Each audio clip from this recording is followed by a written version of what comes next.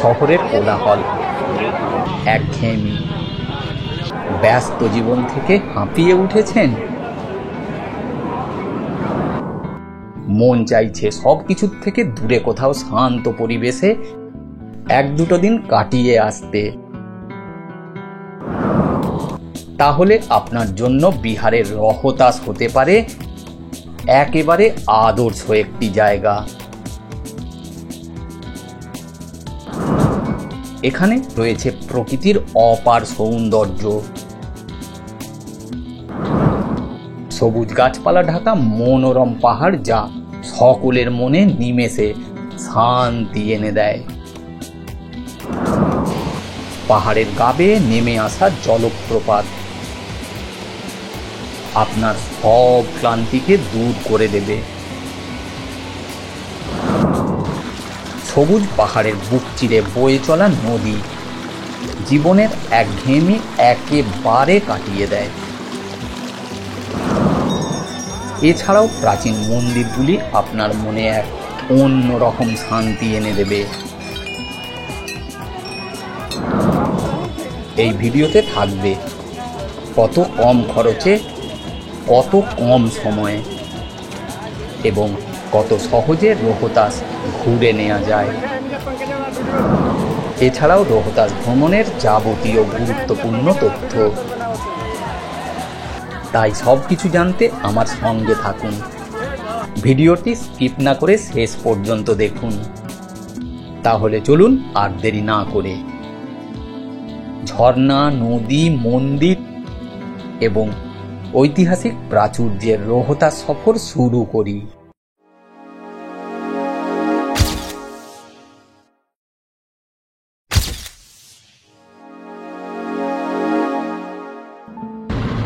ব্যারাকপুর থেকে রাত 9:11 রানাঘাট ধরেছিলাম।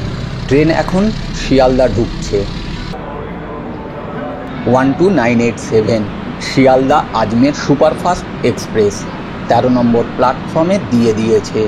রাত 22:55 শিয়ালদা ছেড়ে আগামীকাল সকাল 7:44 সাসারাম নামাবে। 10:50 টাইম, সবে 10:15 হয়েছে। এখন তাহলে গুড নাইট, আবার দেখা হচ্ছে আগামীকাল সকালে। Good morning. গাড়ি দেহেরি অন ছেড়ে সাসারামের দিকে এগিয়ে চলেছে। শিয়ালদা থেকে সাসারামের ভাড়া পড়ে স্লিপার ক্লাসের জন্য 365 টাকা, থার্ড এসি ইকোনমির জন্য 880 টাকা, থার্ড এসির জন্য 955 টাকা, সেকেন্ড এসির জন্য 1340 টাকা এবং ফার্স্ট এসির জন্য 2220 টাকা। শিয়ালদা থেকে আজমের ছাড়াও হাওড়া এবং কলকাতা স্টেশন থেকে অনেক ট্রেন আছে সাসারামে পৌঁছানোর জন্য। সেইগুলির ডিটেলস ভিডিওতে দিয়ে দিলাম। আমি এখানে থাকার জন্য রেলের রিটার্নিং রুম বুক করেছি আজ সকাল 8টা থেকে আগামীকাল সকাল 8টা পর্যন্ত। রিটার্নিং রুমে চেক ইন করে তাড়াতাড়ি ফ্রেশ হয়ে বেরোবো রহতাসকে ঘুরে দেখার জন্য। পৌঁছে গেছি সাসারামে। এটা সাসারামের retiring room, non AC, wash basin আছে, মিরর আছে, ডব্লিউসি, পরিষ্কার পরিচ্ছন্নই, নোংরা নয়। এটা এসি ডবল বেডরুম, দুটি সিঙ্গেল সোফা, একটি সেন্টার টেবিল সহ, সাইড ওয়ার্ড্রপ, তাতে দুটি রেলের কম্বল রাখা আছে, একটা বড় মিরর, কাপড় জামা রাখার হুক সহ। টয়লেটের দিকটা একটু দেখি, বড় একটা স্পেস, তাতে একটা ড্রেসিং টেবিল, এখানেও একটি বড় মিরর, টয়লেটে ওয়াশ বেসিন, গিজার সহ ওভারহেড শাওয়ার, বিশাল বড় টয়লেট আর কমন স্পেস। ভাড়া 24 ঘন্টার জন্য 594 টাকা। এটা সাসারাম স্টেশনের বাইরের পার্কিং। এখান থেকেই ঘোরার জন্য গাড়ি এবং অটো পেয়ে যাবেন। পুরো দিন ঘোরার জন্য ছোট গাড়ি ভাড়া পড়ে 3500 টাকা আর বড় গাড়ির জন্য 4000 টাকা। অটো ভাড়া পড়ে 1800 থেকে 2400 টাকা, তবে দরদাম অবশ্যই করে নেবেন। আমি চলেছি আজকের আমার প্রথম গন্তব্য শেরশাহ সুরির সমাধিতে। এখান থেকে দূরত্ব 1.2 কিলোমিটার। আমি হেঁটে যাচ্ছি, সময় লাগবে 8 থেকে 10 মিনিট মতো। এই জিটি রোড ছেড়ে শেরশাহ সুরির মাকবারা গেটে প্রবেশ করছি। টিকিট কাউন্টার থেকে 20 টাকার বিনিময়ে টিকিট কেটে প্রবেশ করতে হয়। কার পার্কিংয়ের চার্জ 30 টাকা। পৌঁছে গেছি শেরশাহ সুরি টমে। শেরশাহ নিজেই এর নির্মাণ কাজ শুরু করেছিলেন এবং তার মৃত্যুর প্রায় 3 মাস পর 1545 সালে 16ই আগস্ট তার পুত্র ইসলাম শাহ এটি সম্পন্ন করেন। এখানে প্রচুর ট্যুরিস্টরা এসেছে, লোকাল ট্যুরিস্ট কিছু আছে। শেরশাহ সুরির সমাধি ভারতের বিহার রাজ্যের সাসারাম শহরের একদম কাছে অবস্থিত। অনেক সময় এটাকে ভারতের দ্বিতীয় তাজমহলও বলা হয়। সুন্দর এই পথ চলে গেছে। এর স্থপতি ছিলেন মীর মোহাম্মদ আলিবাল খান। এটাকে ভারতের অন্যতম সুন্দর এবং স্থাপত্যের দিক থেকে অত্যন্ত গুরুত্বপূর্ণ এবং ঐতিহাসিক একটি স্থাপনা। যেরকম জায়গা, সুন্দর জায়গা, সেই রকম সুন্দর এই স্থাপত্য। এই সমাধিটি তার বিশাল ব্যক্তিত্ব এবং স্থাপত্যের প্রতি তার আগ্রহের প্রতীক। শেরশাহ সুরি ছিলেন সুরি সাম্রাজ্যের প্রতিষ্ঠাতা। এই ভেতরের কক্ষে মোট 25টি কবর রয়েছে, যার মধ্যে এটি শেরশাহ সুরির সমাধি। শেরশাহ সুরি টম ঘুরে গেটের বাইরে থেকেই অটো পেয়ে গেলাম। এগিয়ে চলেছি মাতা তারাচণ্ডী মন্দিরের দিকে। অটো ভাড়া 20 টাকা। গেটের বাইরে অটো না পেলে জাস্ট 100 মিটার দূরে হসপিটাল মোড়েই অটো স্ট্যান্ড। পৌঁছে গেলাম তারাচণ্ডী মন্দির। 51 শক্তিপীঠের অন্যতম এবং ভক্তদের কাছে এর বিশেষ গুরুত্ব রয়েছে। দেবী সতীর ডান চোখ অর্থাৎ নেত্র, তাই তিনি এখানে তারা এবং অসুর চণ্ডকে বধ করেছিলেন বলে তারাচণ্ডী। এই মন্দিরের প্রধান আকর্ষণ হল দেবী তারাচণ্ডীর বালিকারূপী মূর্তি, যা অত্যন্ত আকর্ষণীয় বলে বিবেচিত। কথিত আছে ঋষি পরশুরাম সহস্রবাহুকে পরাজিত করার পর এখানে মা তারার উপাসনা করেছিলেন। এমনও বিশ্বাস করা হয় যে গৌতম বুদ্ধ জ্ঞান লাভের পর এখানে মা তারাচণ্ডীর বালিকারূপী দর্শন পেয়েছিলেন এবং দেবী তাকে সারনাথে গিয়ে প্রথম ধর্মোপদেশ দেওয়ার জন্য নির্দেশ দিয়েছিলেন। সারা বছরই মন্দিরে ভক্তদের আনাগোনা থাকে, বিশেষত নবরাত্রির সময় এখানে ভিড় উপচে পড়ে। সাসারাম স্টেশন থেকে মন্দিরের দূরত্ব 9 কিলোমিটার।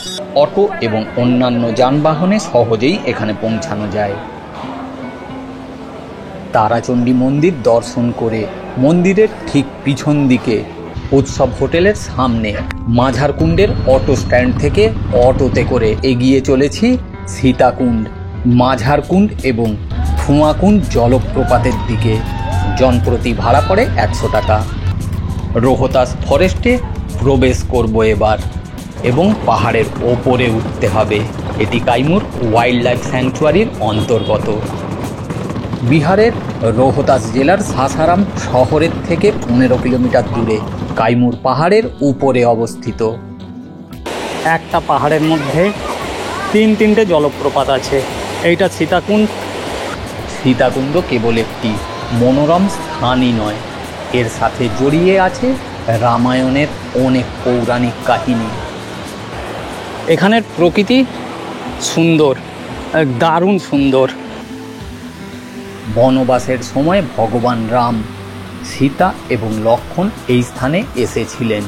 তৃষ্ণার্ত সীতার জন্য শ্রীরাম তাঁর তীর দিয়ে মাটিতে আঘাত করেন, যার ফলে মাটির নিচে থেকে জল বেরিয়ে আসে ঝর্ণা রূপে। দেবী সীতা সেই জল পান করে তৃষ্ণা নিবারণ করেন। সেই থেকেই এর নাম সীতাকুণ্ড। এই কুণ্ডের জলে স্নান করলে বিভিন্ন রোগ থেকে মুক্তি মেলে। পরিবার নিয়ে পিকনিক করার জন্য একটা দারুণ জায়গা। এখান থেকে মাঝারকুণ্ডের দূরত্ব মাত্র 400 মিটার। মাঝারকুণ্ড বিহার রাজ্যের রোহতাস জেলার সাসারামের কাছে কাইমুর পর্বতমালায় অবস্থিত একটি সুন্দর জলপ্রপাত। এটি বিহারের অন্যতম সেরা জলপ্রপাতগুলির মধ্যে একটি হিসাবে বিবেচিত হয় এবং এর প্রাকৃতিক সৌন্দর্যের জন্য এটি খুবই জনপ্রিয়। কাভা নদীর ওপর অবস্থিত এই জলপ্রপাতটি মূলত বর্ষাকালে সজীব থাকে এবং তখন এর সৌন্দর্য বহুগুণ বেড়ে যায়।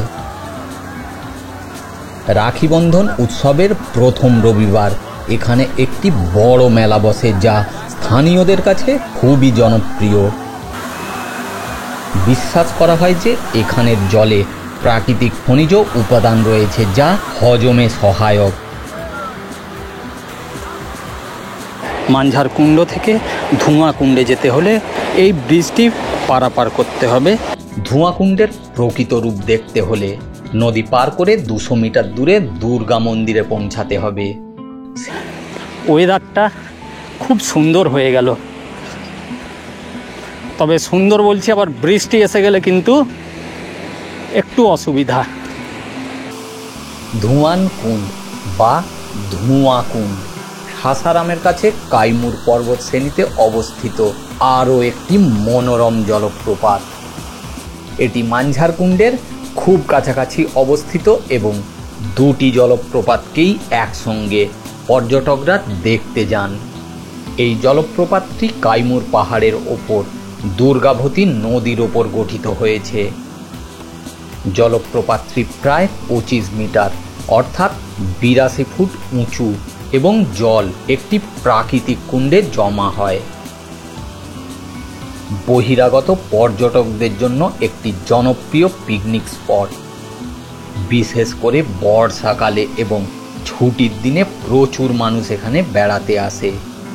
যেভাবে অটোতে এসেছিলাম আবার অটোতে করে ঠিক সেইভাবেই ফিরছি মা তারাচণ্ডী মন্দিরের পিছনে অটো স্ট্যান্ডে।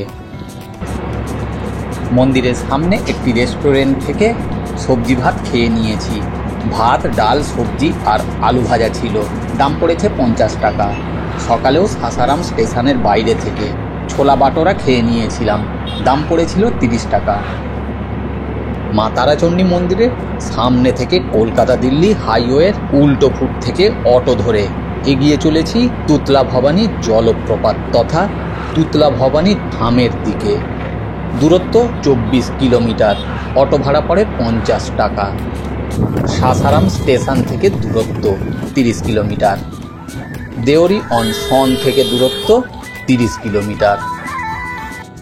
পৌঁছে গেলাম তুতলা ভবানী। কিন্তু না, জলপ্রপাত বা তুতলা মাতার মন্দিরে যেতে হলে কাইমুর ফরেস্ট গেটের থেকে আবার অটো ধরে পৌঁছাতে হবে অথবা 1.5 কিলোমিটার পথ হাঁটতে হবে। অটো ভাড়া পড়ে জনপ্রতি 10 টাকা। আমি অটোতে করে যাচ্ছি কাইমুর ওয়াইল্ড লাইফ স্যাংচুয়ারির মধ্যে দিয়ে। তুতলা ভবানী জলপ্রপাত, যা তুতরাহি বা তুতলা ধাম নামেও পরিচিত, বিহারের রোহতাস জেলার একটি অত্যন্ত জনপ্রিয় প্রাকৃতিক এবং আধ্যাত্মিক স্থান। এখানে সম্প্রতি এই ঝুলন্ত সেতুটি নির্মাণ হয়েছে, যা পর্যটকদের জন্য আরও আকর্ষণীয় হয়ে উঠেছে এবং বিশেষ করে মহিলা এবং শিশুদের জন্য মন্দিরে তথা গুহায় প্রবেশের পথ আরও সহজ হয়েছে। এটি কাইমুর পর্বত শ্রেণীতে অবস্থিত এবং মনোরম প্রাকৃতিক সৌন্দর্য এবং নিকটস্থ মন্দিরের জন্য বিশেষ পরিচিত।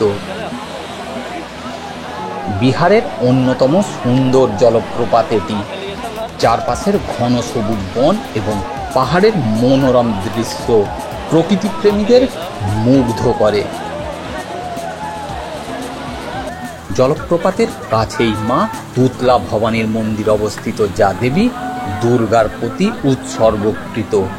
এই মন্দিরটি এই স্থানের আধ্যাত্মিক গুরুত্বকে বাড়িয়ে তোলে এবং জলপ্রপাতের নামকরণও এই দেবীর নাম অনুসারেই হয়েছে।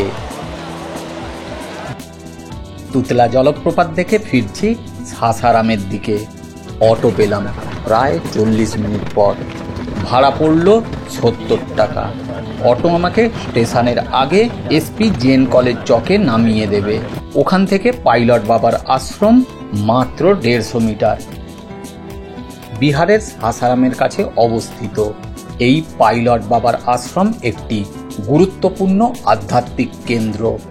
প্রয়াত পাইলট বাবা, আসল নাম উইং কমান্ডার কপিল সিং দ্বারা প্রতিষ্ঠিত। তিনি একজন প্রাক্তন ভারতীয় বিমান বাহিনীর পাইলট ছিলেন, যিনি পরে আধ্যাত্মিক গুরু হিসাবে খ্যাতি লাভ করেছিলেন। আশ্রমটি একটি শান্ত আধ্যাত্মিক পরিবেশ প্রদান করে, যেখানে ভক্তরা ধ্যান এবং সাধনায় নিযুক্ত হতে পারে। আশ্রমের স্থাপত্যে ঐতিহ্যবাহী ভারতীয় শৈলী এবং আধুনিকতার মিশ্রণ দেখা যায়। আশ্রমের মধ্যে এই সোমনাথ মন্দির রয়েছে, যা ভগবান মহাদেবকে উৎসর্গকৃত। এই মন্দিরে একটি শিবলিঙ্গ রয়েছে। এই আশ্রম সকাল 6টা থেকে রাত্রি 9টা পর্যন্ত খোলা থাকে। পাইলট বাবার আশ্রম দেখে ফিরছি সাসারাম রেল স্টেশনের দিকে। রিটায়ার্নিং রুমে গিয়ে ফ্রেশ হয়ে লাগেজ গুছিয়ে রাত 8:30টার 12324 বামের হাওড়া সুপারফাস্ট এক্সপ্রেস ধরে আগামীকাল সকাল 5:45টায় হাওড়ায় নেমে পড়ব। এখানে ঘোরার সেরা সময় হলো বর্ষাকাল, অর্থাৎ জুন থেকে অক্টোবর মাস, যখন জলপ্রপাত পূর্ণ গতিতে প্রবাহিত হয় এবং চারপাশের প্রকৃতি সবুজ এবং সতেজ থাকে। শীতকাল অর্থাৎ নভেম্বর থেকে এপ্রিল মাস, তখন আবহাওয়া মনোরম থাকে। গ্রীষ্মকালে আবহাওয়া গরম এবং রুক্ষ থাকে। জলপ্রপাতে জলের প্রবাহ একেবারে কমে যায়। এখানে থাকার জন্য স্টেশনের ঠিক বাইরে জিটি রোডের ওপর বেশ কিছু হোটেল আছে।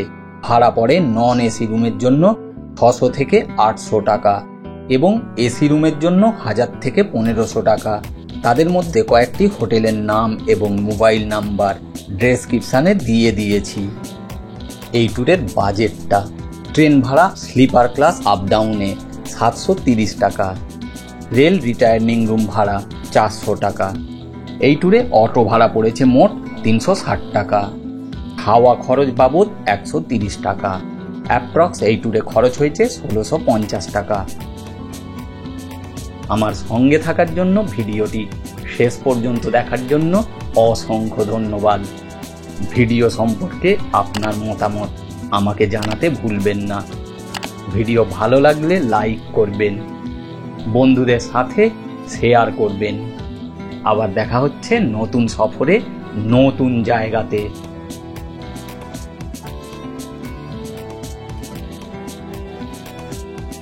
সবাই ভালো থাকুন, সুস্থ থাকুন, ঘুরতে থাকুন।